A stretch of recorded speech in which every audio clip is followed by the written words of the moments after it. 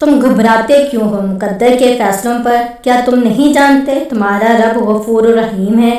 وہ اگر رات کو دن اور دن کو رات کرنے پر قادر ہے تو کیا وہ تمہاری تڑپ دیکھ کر تقدیر کے فیصلے نہیں بدل سکتا؟ جو لوگ اللہ سے کیے ہوئے عہد اور اپنی قسموں کو تھوڑے سے دنیاوی فائدے کے لیے بیچ ڈالتے ہیں، ایسے لوگوں کا آخرت میں کوئی حصہ نہیں۔ قیامت کے دن اللہ ایسے لوگوں سے نہ تو کوئی بات کرے گا اور نہ ان کی طرف دیکھے گا اور نہ ہی انہیں گناہوں سے پاک کرے گا، بلکہ ان کے لیے تو انتہائی دردناک عذاب ہے۔ کچھ لوگ گرنے سے ڈرتے ہیں تو کچھ اڑنے کی جرت نہیں رکھتے۔ زندگی ان کے درمیان ہے جو گر کر اٹھتے رہتے ہیں۔ بولنا تو سبھی کو آتا ہے، بس کسی کا اخلاق بولتا ہے اور کسی کا دماغ۔ رشتے کبھی قدرتی موت نہیں مرتے، ان کو ہمیشہ انسان قتل کرتا ہے، کبھی نفرت سے، کبھی نظر اندازی سے اور کبھی غلط فہمی سے۔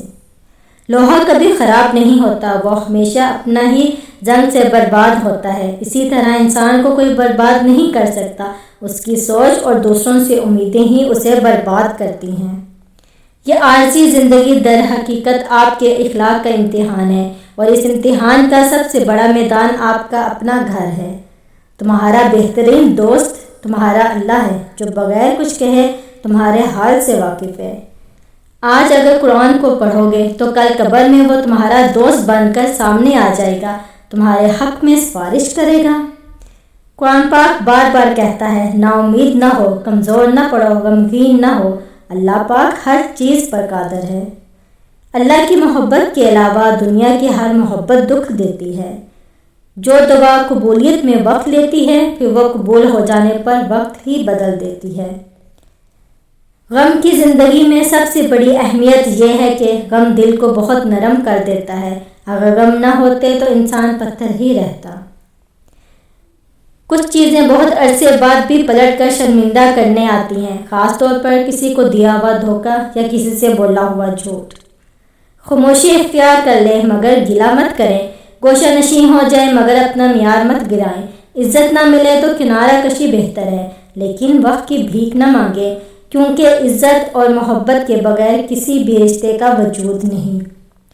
کسی بھی وجہ سے گناہ نہ کرو، کیونکہ وجہ ختم ہو جائے گی، گناہ نہیں۔ ہر نیکی کے لیے تکلیف اٹھا لیا کرو، کیونکہ تکلیف ختم ہو جائے گی، نیکی نہیں۔ زندگی کیا ہے، لمحے کی خبر نہیں، دلوں سے بدگمانیاں نکال پھینکے، مسکرا کر سب سے ملے، نہ جانے کب کہاں زندگی کا سفر ختم ہو جائے۔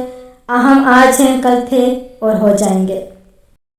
بے حس لوگ، کچھ لوگوں کو پچھتاوا بھی نہیں ہوتا، اور ہم سوچتے رہتے ہیں کہ شاید کسی وقت انہیں احساس ہوگا اپنے منفی رویے کا، لیکن ایسا نہیں ہوتا۔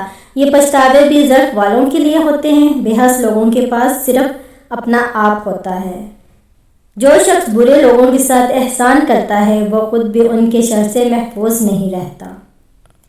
جب ہم کسی کے ساتھ زیادتی کر کے اس کا نقصان کر دیتے ہیں تو شاید ہم بھول جاتے ہیں، مگر وقت کبھی نہیں بھولتا۔ وقت وہی سب کچھ اور کئی دفعہ بڑھا چڑھا کر واپس ہماری جھولی میں گرا دیتا ہے۔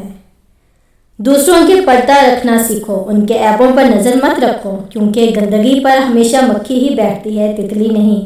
فساد پھیلانے والے مت بنو، دوسروں کے گھروں میں اندھے بن کر جاؤ اور بہرے بن کر نکلو۔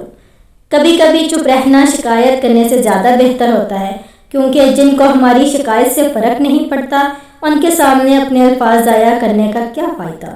مسکراہٹ اور معذرت رشتوں کو مضبوط کرتی ہے۔ معاف کر دیا کریں، آپ کو تسکین ملے گی۔ لوگ یہ نہیں جانتے کہ قیامت والے دن ان کے ساتھ کیا ہوگا، لیکن یہ ضرور جانتے ہیں کہ دوسروں کے ساتھ کیا ہوگا۔